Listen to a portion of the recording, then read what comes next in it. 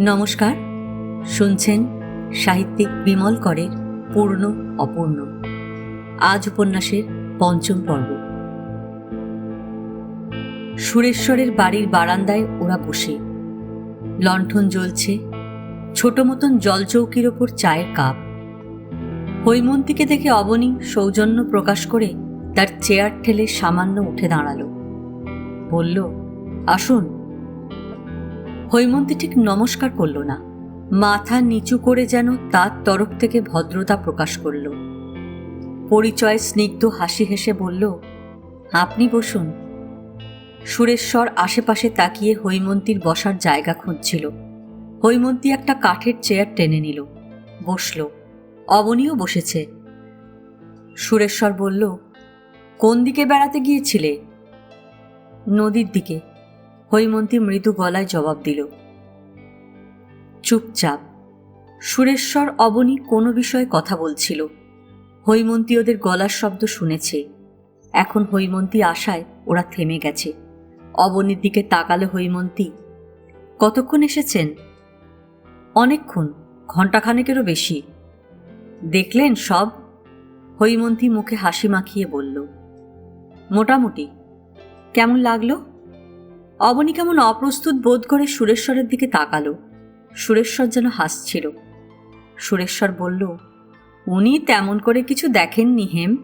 আমার সঙ্গে দাঁড়িয়ে গল্প করার সময় একটু পায়চারি করলেন। অবনী সংকোচ অনুভব করে বলল, না, ঠিক তা নয়। এখন আর কি দেখব, পরে আবার একদিন আসা যাবে। হৈমন্তীর মনে হলো আশ্রম দেখার উৎসাহ অবনীর নেই। কী বা দেখবে সে? কটা বাড়ি, কয়েকজন অন্ধ আর হাসপাতাল, এসব দেখার আগ্রহ কারই বা থাকে? নিজের কুণ্ঠা ও অপ্রস্তুত ভাব কাটাবার জন্য অবনী ঠাট্টার গলায় বলল, আমরা মিস্ত্রি মজুর মানুষ, এসব বুঝি না। কথাটা হৈমন্তীর দিকে তাকিয়েই প্রায় বলল অবনী। তারপর সুরেশ্বরের দিকে তাকালো। তবে আপনি মশাই কাজের লোক, আমাদের বিজলীবাবু বলেন কর্মযোগী ব্যক্তি, বলে জোরে জোরে হাসল। সুরেশ্বর নীরবে হাসল। হৈমন্তীর ঠোঁটেও হাসি খেলে গেল। অবনী পকেট থেকে প্যাকেট বের করে সিগারেট ধরালো। এক গলা ধোঁয়া টেনে নিয়ে ঢোক গিলল। পরে সুরেশ্বরকে লক্ষ্য করে বলল, আপনি বেশ সুখে শান্তিতে আছেন দেখছি। আজকাল সুখ টুক পাওয়া একটা ভাগ্য। অবনী ঠাট্টা করল নাকি বাস্তবিকই কোনো ক্ষোভ জানালো বোঝা গেল না। হৈমন্তী আর চোখে অবনীর মুখ দেখল। সুরেশ্বরকে অবনী যদি ঠাট্টাই করে থাকে তবে ভালোই করেছে। হৈমন্তী কোথায় যেন তৃপ্তি বোধ করল। ইচ্ছে হলো অবনীকে বলে, ওর মতন হয়ে যেতে পারলে কোনো আঁচই গায়ে লাগে না, লাগলেও ফোসকা পড়ে না, নিশ্চিন্ত থাকা যায়। সুরেশ্বর শান্ত গলায় হাসি হাসি মুখেই বলল, তা একরকম আছি, সুখের চেষ্টায়। সুখের চেষ্টা কথাটায় ঝোঁক ছিল। কথাটা অবনী খেয়াল করে না শুনলেও তার কানে গিয়েছিল। হৈমন্তীও শুনেছে। অবনী কোনো কিছু না ভেবেই ঠাট্টার ছলে বলল, বেশ তো রয়েছেন, আবার চেষ্টায় আছি বলছেন কেন? সুরেশ্বর বলল, আপনি বোধহয় সেই পাখির গল্পটা শোনেননি। পাখির গল্প শোনার মতন ছেলে মানুষ অবনী নয়। অনাগ্রহের গলায় বলল, না। এর সংসারে একটা গাছ আছে, তাতে দুটো পাখি থাকে। সুরেশ্বর বলল, একটা পাখি থাকে গাছের মাথায়, অন্যটা নিচে গাছের ডালে বসে ফল খায়। আমার যতটুকু সুখ তার নিচের ডালে বসে, ওপরে উঠতে পারি না। অবনী সুরেশ্বরকে দেখল। হৈমন্তীও লক্ষ্য করছিল। সুরেশ্বর হেঁয়ালি করলেও করতে পারে, কিন্তু অবনীর মনে হলো সে কিছু বোঝাবার চেষ্টা করছে। এই যে মশাই তত্ত্ব কথা, অবনী হেসে বলল, আমার মোটা মাথায় ঢুকবে না। সুরেশ্বর সঙ্গে সঙ্গে কোনো জবাব দিল না। হঠাৎ যেন সে অন্যমনস্ক হয়ে গেছে। সামান্য পরে হৈমন্তীর দিকে তাকালো একবার, তারপর অবনীকে বলল, হেম সেদিন বলছিল সংসারে সবাই সুখ চায়। মিথ্যে বলেনি। আমরা সবাই সুখ চাই। দুঃখ পাবার জন্য কে আর জগতে বাঁচতে চায়? তবু দুঃখের জগতে দুঃখ আছে, সুখও আছে, কিন্তু সুখের কথা ভাবলে কোথায় যেন সন্দেহ থাকে। আমি দেখি সুখ ওই রকম একই গাছে দুই পাখি, একটা ওপরে অন্যটা নিচে। আমাদের বেশিরভাগ মানুষের সুখ নিচের ডালে। নিচে যে কিছু পাওয়া যায়, ওপরে কিছু না, অবনী অক্লেশে বলল। আমার তা মনে হয় না, সুরেশ্বর জবাব দিল। ওপরে উঠলে হয়তো আরো বড় কিছু পাওয়া যায়। কি পাওয়া যায় ভগবান? আনন্দ। কেমন আনন্দ? অবনী শ্লেষের মতন করে হাসল। তা তো জানি না। যারা পেয়েছেন তারা বলছেন সমস্ত সংকীর্ণ বেদনা থেকে মুক্ত এ আনন্দ। কারা কি বলছে তাতে কি আসে যায়? তারা মিথ্যে বলতে পারে, ধাপ্পা মারতে পারে। অবনী উপহাস করে বলল, কি পাচ্ছি তার হিসেব না করে কি পাবো তার হিসেব করা মূর্খতা। ওসব সুন্দর সুন্দর কথা আমি বিশ্বাস করি না। সুরেশ্বর উত্তেজিত হল না, স্বাভাবিক গলায় বলল, আপনি কি মনে করেন আজকের হিসেবটাই সব? না মনে করার কারণ নেই। সুরেশ্বর আর কিছু বলল না, যেন এ বিষয় নিয়ে তর্ক করার অভিরুচি বা ইচ্ছা তার নেই, প্রয়োজনও নেই। সামনের দিকে তাকিয়ে সে বসে থাকল। হৈমন্তীও বাগানের দিকে তাকিয়ে বসেছিল।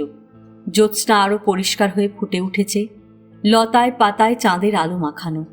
অথচ হৈমন্তী তেমন সুখ পাচ্ছিল না। কোথায় যেন এক অদ্ভুত বিষণ্ণতা রয়েছে। অবনী হাতের সিগারেট ফেলে দিল। সুরেশ্বরের সঙ্গে কথা কাটাকাটি করার পরই সহসা তার ললিতার কথা মনে পড়ল। কেন? ললিতার কাছে সে যা পেয়েছিল তা স্থায়ী হয়নি বলে? নাকি সেদিন তার হিসেবে গোলমাল হয়েছিল, ভুল হয়েছিল? ভালো লাগলো না অবনীর। এসব চিন্তা তার ভালো লাগে না। তেমন করে দেখলে মানুষ এই মুহূর্তে যা পায় তার অনেক কিছুর হিসেবই তবে করতে পারবে না। সুখেরও নয়, দুঃখেরও নয়। হীরালাল মারা যাচ্ছে এই সংবাদে সে সেদিন যতটা বিচলিত হয়েছিল, আজ আর ততটা নয়। তাহলে তার দুঃখ ক্ষোভ কি জলের হিসেবে মাপা হবে? সুরেশ্বর প্রসঙ্গ পরিবর্তন করে বলল, আপনাদের কাজ কত দূর এগুলো? চলছে, অবনী অন্যমনস্কভাবে জবাব দিল। কে যেন সেদিন বলছিল এদিককার কাজ প্রায় শেষ। কোথায় শেষ, এখনো অনেক বাকি, অবনী বলল। তারপর কি মনে পড়ায় হেসে বলল, যে কাজ এরা হাতে নিয়েছে তা অশেষ।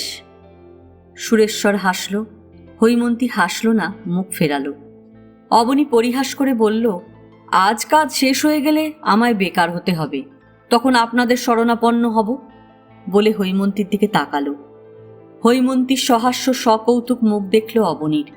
যে কোনো কারণেই হোক, সামান্য আগে আবহাওয়া কেমন গম্ভীর হয়ে এসেছিল, এখন বেশ হালকা হয়ে আসছে। হাসির মুখ করল হৈমন্তী। সুরেশ্বর হেসে বলল, আমাদের এখানে অন্ধরা আসে, আপনি তো অন্ধ নন। না, তবে হতে কতক্ষণ? কথাটা বলার পর অবনী কোথাও যেন কিঞ্চিত সন্দেহ অনুভব করল। সুরেশ্বরের দিক থেকে মুখটা ফিরিয়ে হৈমন্তীর দিকে তাকালো। কয়েক পলক যেন তার কেমন এক রহস্যময় অনুভূতির মধ্যে কাটল। এদিকে কি অন্ধটন্ধ বেশি? অবনী হঠাৎ জিজ্ঞেস করল।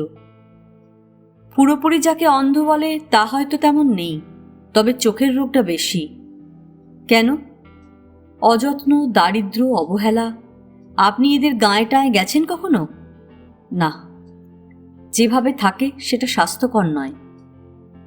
সুরেশ্বর অস্বাস্থ্যকর আবহাওয়ার সাধারণ এক উদাহরণ বোঝাতে গিয়ে জানালো, এদিকে সকলেই জ্বালানির জন্য কাঠকুটো ব্যবহার করে। কাঠের বিশ্রী ধোঁয়া পাখির খোপের মতন খাপড়ার ছোট্ট ঘরে কত ঢুকছে তা ওরা দেখে না।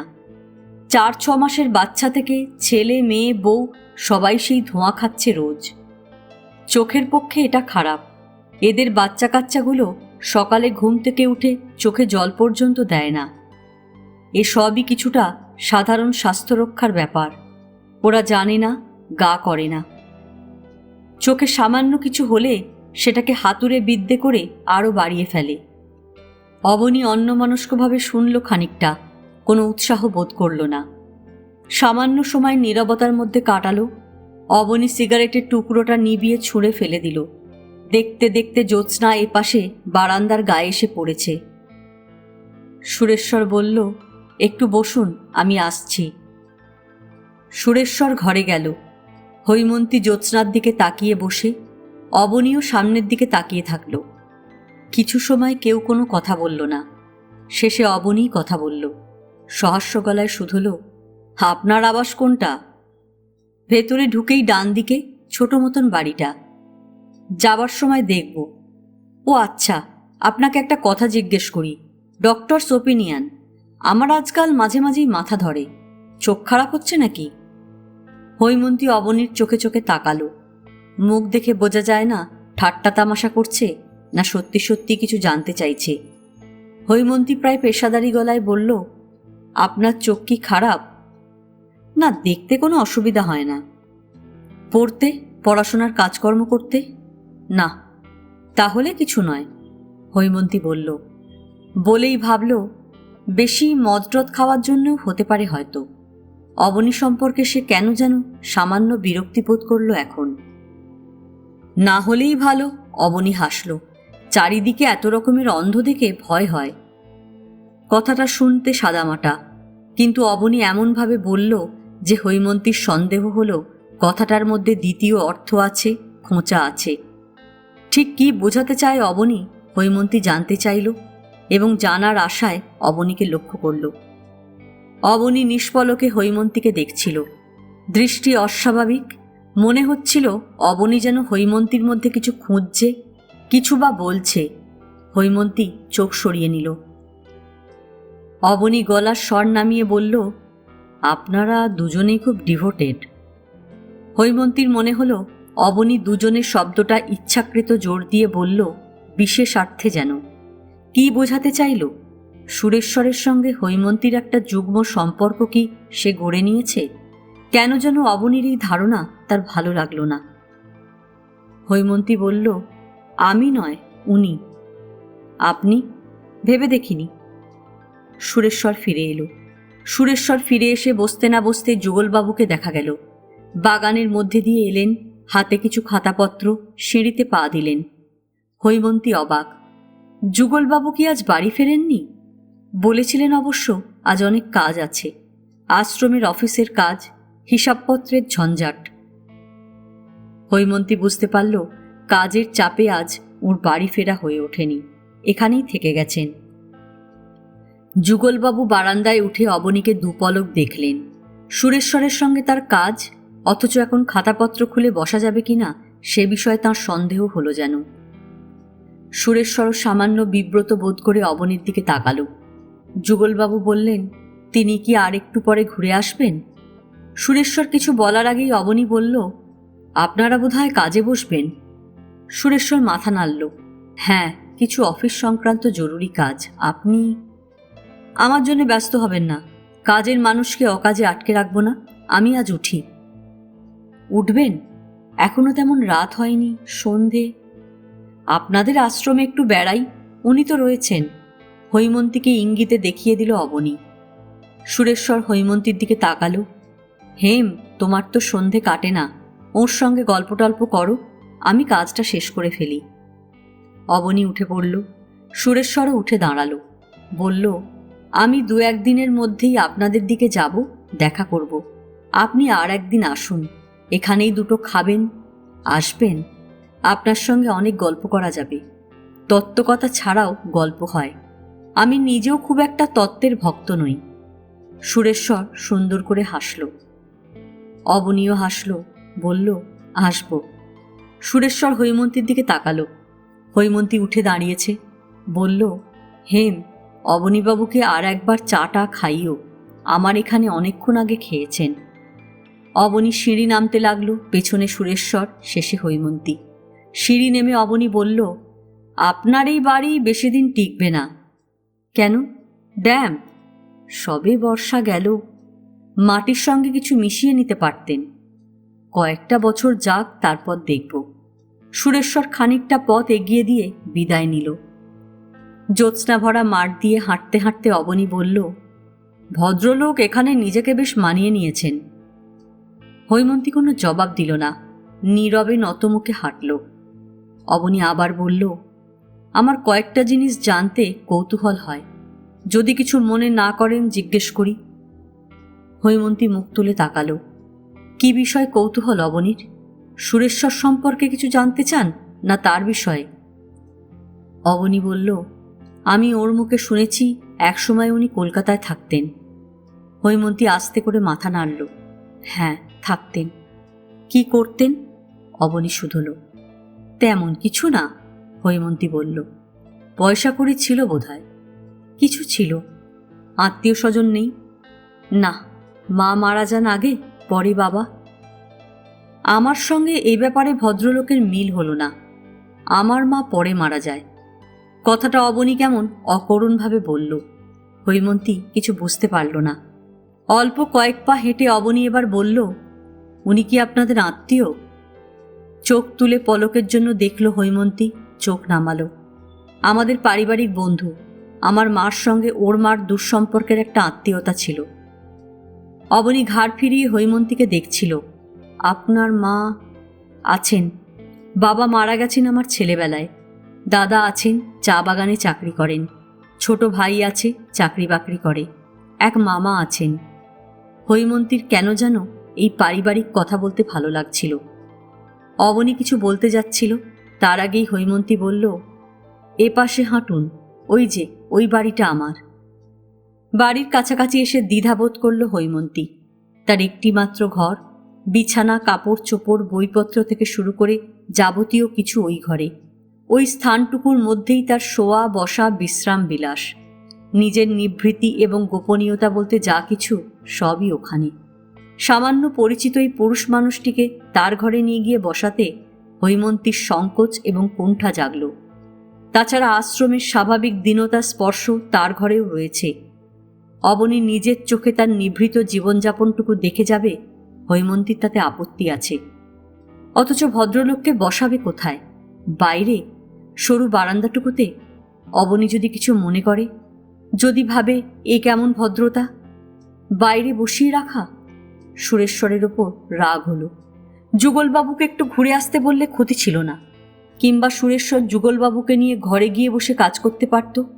তোমার তো ঘরের অভাব নেই, দুটো ঘর, আমার মাত্র একটাই। মালিনী নিত্যকার মতো বারান্দায় বসে, চাঁদের আলোয় বারান্দা ভরে আছে। হৈমন্তীদের আসতে দেখে মালিনী তাড়াতাড়ি উঠে দাঁড়ালো। কাছাকাছি এসে হৈমন্তী বলল, বারান্দায় বসি, চমৎকার জ্যোৎস্না, বাতাসও রয়েছে। বারান্দায় উঠে মালিনীকে বসার জন্য কিছু আনতে বলল। তারপর নিজেও শেকল খুলে কিছু আনতে ঘরে ঢুকল। হৈমন্তী বেতের একটা চেয়ার পেল নিজের ঘরে। মালিনী একটা মোড়া এনে দিল। অবনীকে বেতের চেয়ারটা এগিয়ে দিয়ে হৈমন্তী বলল, বসুন।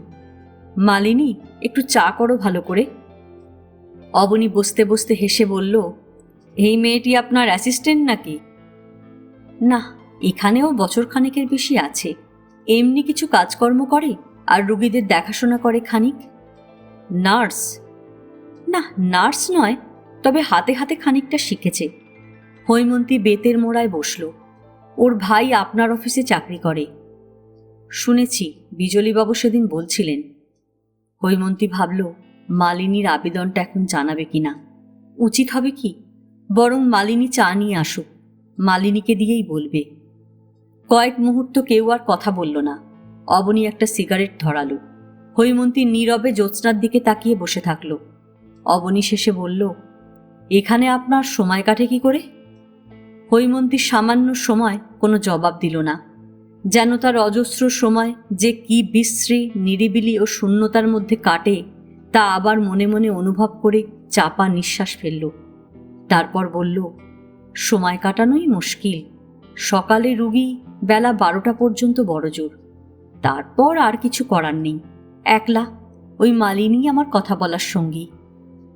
অবনীর ইচ্ছে হলো বলে, কেন সুরেশ্বর? সুরেশ্বর আপনার সঙ্গী নয়? মুখে বলল, সুরেশ্বরবাবু তো রয়েছেন। হৈমন্তী চোখের পাশ দিয়ে অবনীকে দেখল। বলল, উনি কাজকর্মে ব্যস্ত থাকেন। বলে থামল কয়েক মুহূর্ত। তারপর হাসির মুখ করে বলল, ওর কাছে বসে থাকলে আশ্রমের কথা বড় বেশি শুনতে হয়। অবনী মুখ ফিরিয়ে হৈমন্তীকে লক্ষ্য করল। বলল, এই আশ্রমের ওপর আপনার অচলা ভক্তি দেখছি না তো? বলে হাসল অবনী। কেন, আছে তো। না, তেমন টান কই। হৈমন্তী চুপ। মনে হলো বলে, না, আমার বিন্দুমাত্র টান নেই। আমি এসব গ্রাহ্য করি না, আমার ভালো লাগে না। এ আশ্রম আমার নয়। আশ্রমের প্রসঙ্গে হৈমন্তীর আর ভালোও লাগে না। এর বাইরে কি কিছু নেই?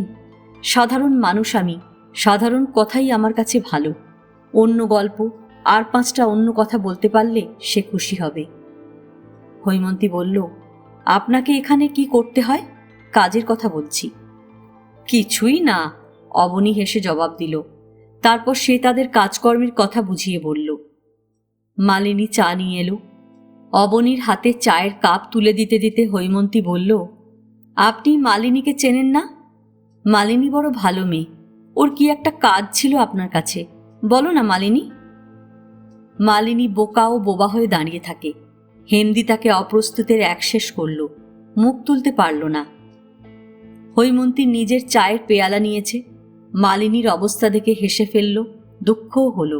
অবনীও দেখছিল মালিনীকে। শেষ পর্যন্ত হৈমন্তী মালিনীর আবেদনটুকু জানালো। মালিনী আর দাঁড়াতে পারল না, পালিয়ে গেল।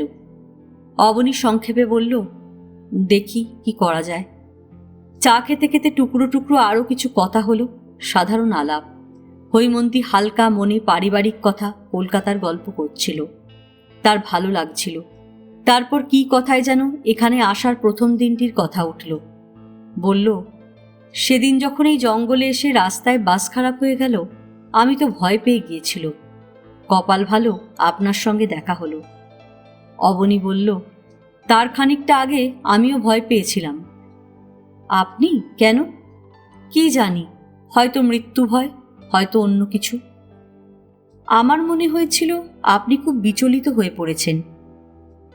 হয়েছিলাম। হীরালাল বড় ভালো ছিল, চমৎকার ছেলে। সে বিয়ে করেছিল, বাচ্চা আছে, অথচ বেচারির জীবনটা কিভাবে নষ্ট হলো, মিনিংলেস। হৈমন্তী তার পাশের মানুষটির মুখ দেখল। সংসারের সাধারণ বেদনায় এ মানুষ ব্যথা পায়, দুঃখ বোধ করে, চঞ্চল হয়। এর মধ্যে রক্তমাংস অনুভব করা যায়। সুরেশ্বর এরকম নয়। তার চঞ্চলতা নেই, নিরুত্তাপ, সমস্ত যেন বাইরের। কি মনে হওয়ায় হৈমন্তী হঠাৎ বলল, আপনার স্বভাব দেখছি খুব নরম। অবনী নীরব থাকল। সামান্য পরে হৈমন্তী আবার বলল, আমি চোখের ডাক্তার, তবু ডাক্তার তো, একটা ডাক্তারি উপদেশ দিই। মৃত্যুভয় বড় খারাপ, ওসব ভাববেন না, মন দুর্বল হয়। আন্তরিকভাবে গাঢ় সুন্দর গলায় হৈমন্তী বলল, মুখে সামান্য হাসি। অবনী অল্প সময় চুপ করে থেকে বলল, সুরেশ্বর বাবু হলে অন্য কথা বলতেন।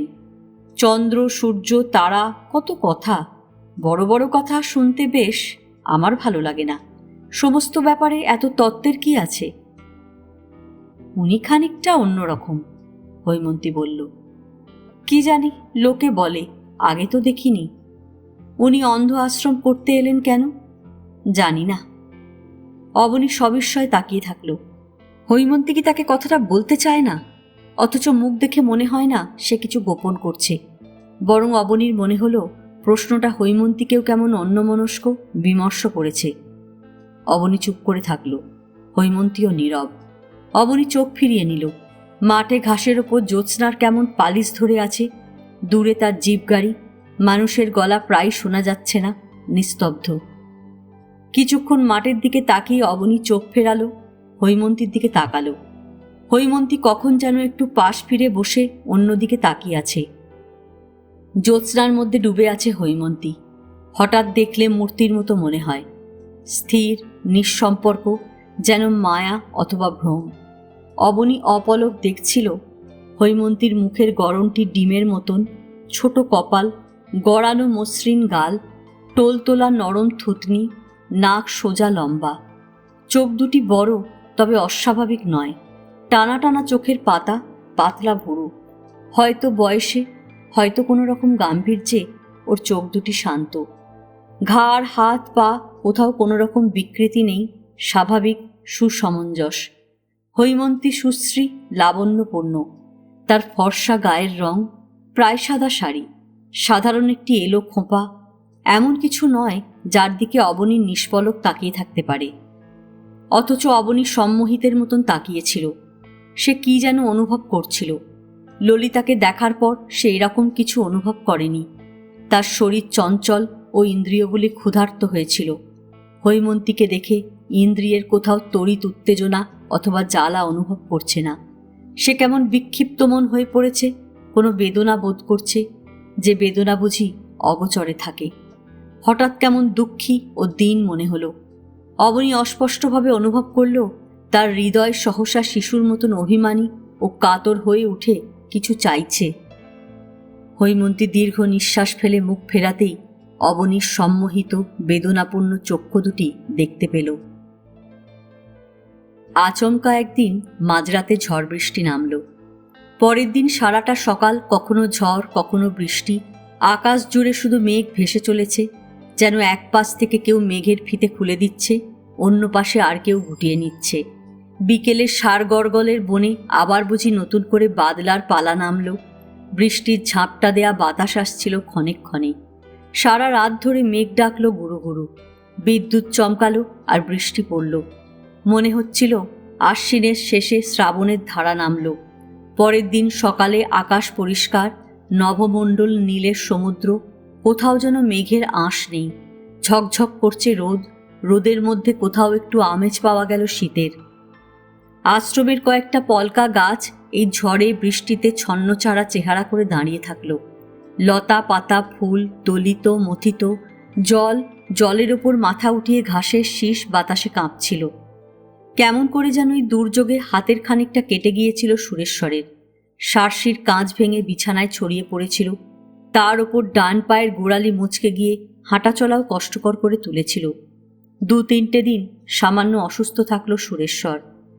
সেদিন সন্ধেবেলায় ঘরে ক্যাম্বিসের চেয়ারে সুরেশ্বর শুয়ে মালিনী অন্ধকুটিরের সামনের ডাল ভাঙা গাছ থেকে একরাশ শিউলি ফুল এনে কাচের প্লেটে রেখে দিল। বলল, একটু চুন হলুদ গরম করে দেব, লাগাবেন? সুরেশ্বর মাথা নাড়ল, বলল না। তারপর কি মনে করে বলল, চুন হলুদ নয়, একটু গরম চা করে খাওয়া তো মালিনী, সর্দি সর্দি লাগছে। মালিনীকে কখনো কখনো আদর করে সুরেশ্বর তুই তুই বলে। একটু পরেই হৈমন্তী এলো। মালিনী চা দিয়ে গেল। এসো হেম, তোমার কথাই ভাবছিলাম, সুরেশ্বর বলল হালকা গলায় চা খেতে খেতে। হৈমন্তী সামনাসামনি বসল। মালিনী তাকেও চা দিয়ে গেছে। তুমি নাকি কলকাতায় যাচ্ছ? সুরেশ্বর শুধল। হৈমন্তী তাকালো, মুখ দেখল সুরেশ্বরের। মা কি সুরেশ্বরকেও চিঠি লিখেছে? বলল, মা যেতে লিখেছে। আর মাত্র 7টা দিন পুজো, কলকাতা থেকে মা যেতে লিখেছে। না লিখলেও যাবার কথা ভেবেছিল হৈমন্তী। এখানে সে মন বসাতে পারছে না, ভালো লাগছে না। কলকাতাতে কটা দিন কাটিয়ে আসতে পারলে ভালো হতো। নিজের পরিবার ও আত্মীয় স্বজনের মধ্যে মনটা হালকা হতো খানিক। অথচ কি করে যে যাবে বুঝে উঠতে পারছিল না। সুরেশ্বর কি হাসপাতাল বন্ধ রাখতে রাজি হবে? নিজেও যে হাত পা কেটে পা মচকে বসে আছে। কথাটা মনে মনেই রেখেছিল হেম। ভেবেছিল পরে বলবে, হয়তো আজও বলতো। সুরেশ্বর তার বলার আগেই জেনে গেছে।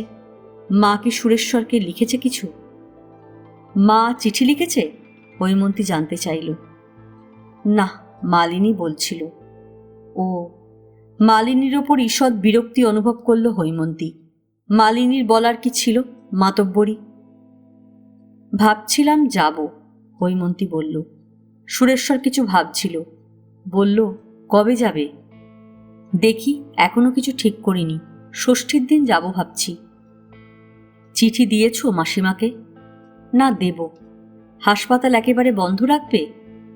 সুরেশ্বর এমনভাবে বলল যেন হাসপাতালটা হৈমন্তীর। ভালো লাগলো না শুনতে। কার হাসপাতাল, কে যে বন্ধ রাখছে? হৈমন্তী অপ্রসন্ন হয়ে মনে মনে বলল, তোমার হাসপাতাল তুমিই জানো। আর একটু ভেবে সুরেশ্বর বলল, এ সময় এদিকে ওরা মেলায় টেলায় যায়, দশহরাটরা করে, হাসপাতালে বড় কেউ আসে না। তা বেশ তো, তুমি যাও। হৈমন্তীর মনে হলো সুরেশ্বর যেন তার ছুটি মঞ্জুর করল। অবশ্য ছুটি দেওয়ার আগে নিজের প্রয়োজনটা হিসেব করে দেখে নিল। সে কলকাতায় যেতে চাইছে, এটা বিবেচনার বিষয় নয়। রুগী টুগি আসতে পারে কিনা সেটাই সুরেশ্বরের বিবেচনার বিষয়। হৈমন্তী এখানে চাকরি করতে আসেনি, তার পরিশ্রমের মূল্য সে নেয় না।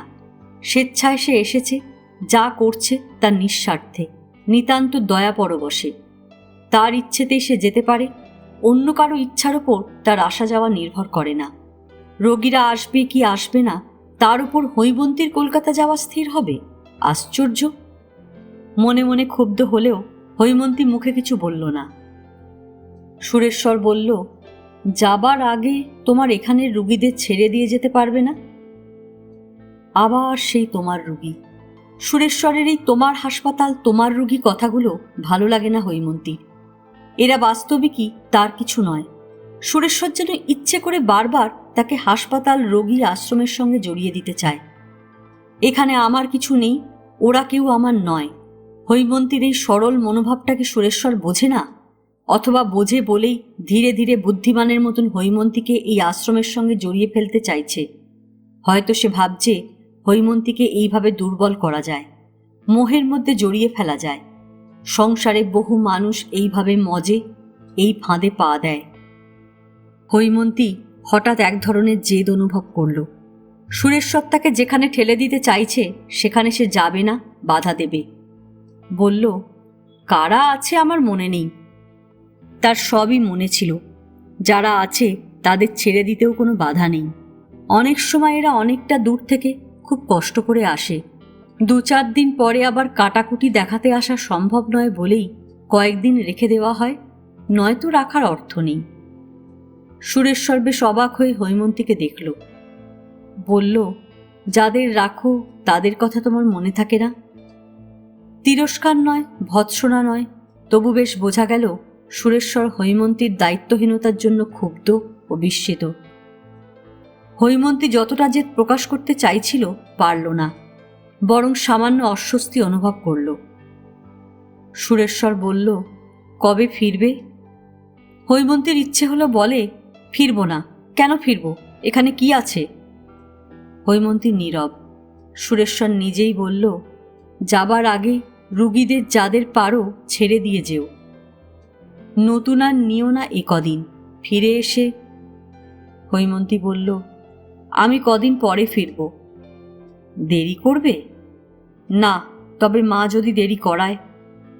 এখানে খুব অসুবিধে পড়তে হবে। আগে যিনি আসতেন তাকে তো আর এখানে পাবো না, রুগী এসে ফিরে যাবে। রোগী এসে ফিরে গেলেই সুরেশ্বরের দুঃখ, আর কেউ ফিরে গেলে তার গায়ে লাগে না। বিরক্তি ও বিতৃষ্ণা বোধ করে হৈমন্তী বলল, তাহলে যাব না। সুরেশ্বর হৈমন্তীর গলার স্বর শুনে তার মুখ ভাব মনোযোগ দিয়ে লক্ষ্য করল। হেসে বলল, তুমি রাগ করছো হেম? হৈমন্তী কথা বলল না, ইচ্ছে হলো না। সামান্য সময় সুরেশ্বরও কথা বলল না। তারপর আস্তে করে বলল, আমি দেখছি এখানে তোমার তেমন ভালো লাগছে না। তুমি এখনো মন বসাতে পারলে না।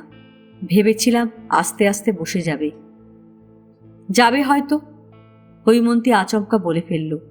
বলার মধ্যে দুঃখ ছিল, শ্লেষও ছিল। সুরেশ্বর প্রথমে, হৈমন্তী পরে জানালার দিকে মুখ করে তাকিয়ে থাকল। হৈমন্তী ঘরের অন্ধকার দেওয়ালের দিকে তাকিয়ে, সুরেশ্বরের এই ঘর ছোট, আসবাবপত্র সামান্য কিছু, তার লেখাপড়ার কাজকর্ম করার ঘর এটা। বইপত্র, কাগজ, 2-1টা দরকারি জিনিসে ভরা। টেবিলের ওপর কাচের প্লেটে শিউলি ফুল, বাতাসে গন্ধ এলো হালকা। সুরেশ্বর বলল, হেম, তুমি কেমন হয়ে গেছো? এই প্রথম এখানে আসার পর সুরেশ্বর সরাসরি হৈমন্তীকে এমন কিছু বলল যা তাদের ব্যক্তিগত প্রসঙ্গ। হৈমন্তী মুখ ফিরিয়ে সুরেশ্বরের দিকে পলকের জন্য তাকালো, তাকিয়ে মুখ ফিরিয়ে নিল। বলল, বদলে গিয়েছি? বোধ হয়। তুমিও? গিয়েছি। আমার বদলের কথা তুমি জানতে না? না। না, কি করে জানব? আমি তো তোমায় অনেক আগেই জানিয়েছিলাম।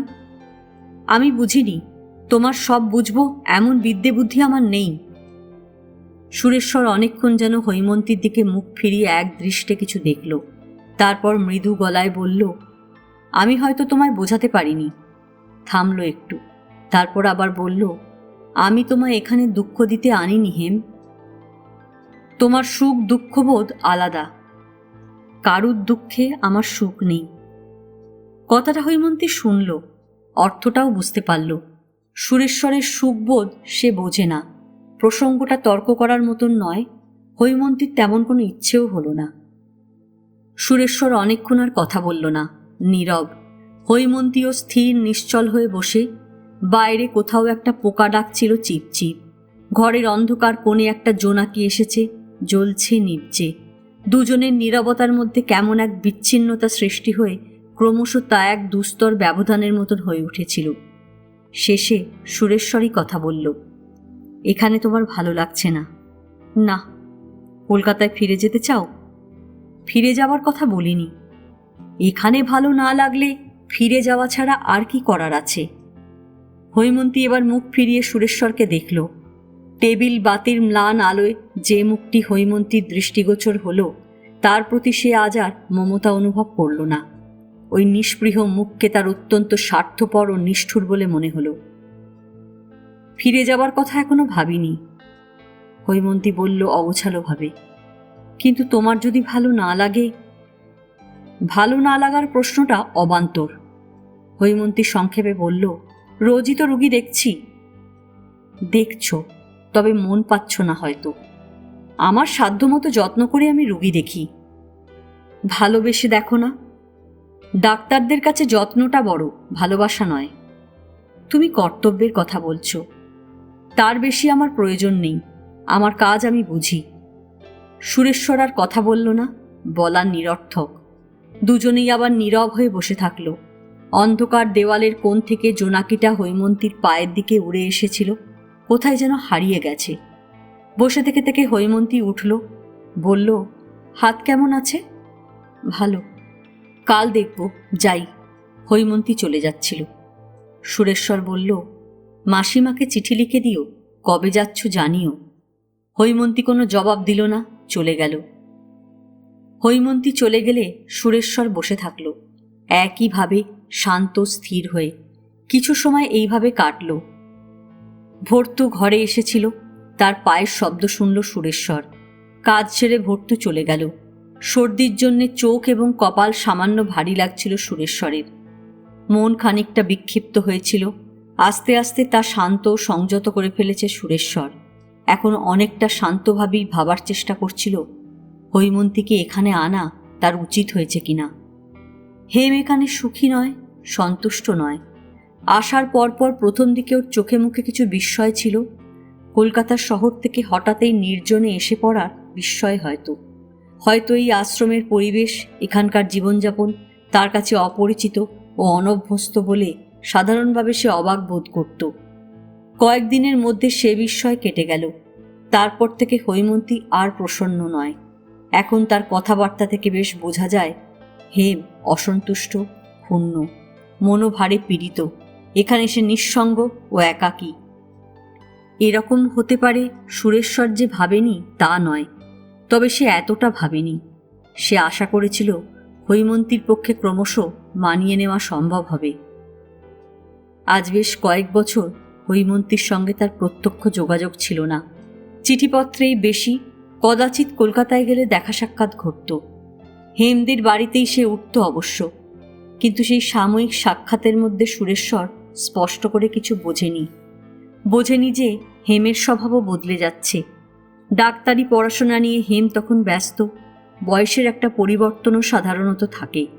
হেমের বয়সোচিত পরিবর্তন ঘটেছে, এটা বোঝা যেত হেম আগের তুলনায় অনেক গম্ভীর, আত্মমগ্ন, স্বল্পবাক হয়ে উঠেছে। সুরেশ্বর অন্য পরিবর্তন দেখতে পায়নি, বুঝতে পারেনি।